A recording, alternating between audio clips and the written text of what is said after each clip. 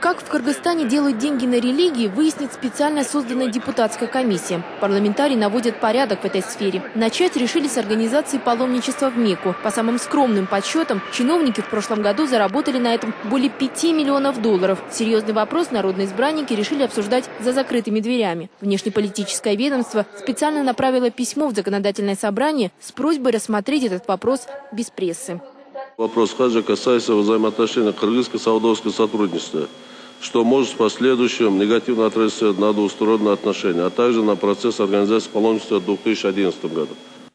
Тема и впрямь щепетильная. Как выяснилось, к махинациям с визами в прошлом году причастен сын руководителя аппарата президента Эмильбека Каптагаева. Он возглавлял комиссию, которая организовывала паломничество в Мекку. Некоторые ее члены уже освобождены от должности, на 6 человек возбуждены уголовные дела.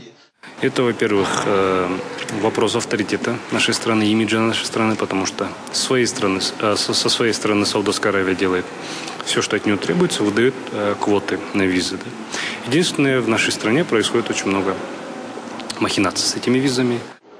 Фамилии представителей власти, звучащие в таком неприглядном свете, действительно ставят под сомнение авторитет страны. Некоторые депутаты предложили пригласить Эмильбека Каптагаева, чтобы тот отчитался перед депутатами за работу своего сына. В состав комиссии, которая будет разбираться с нарушениями, вошли представители всех фракций парламента. Работы будет, видимо, много.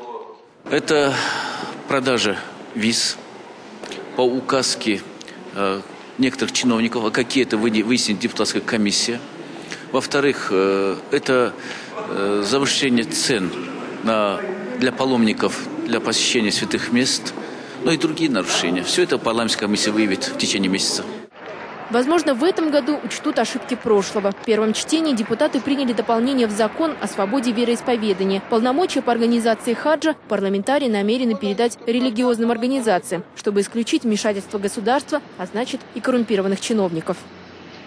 Наталья Ли, Улан Мунаимов, Бишкек, Кыргызстан.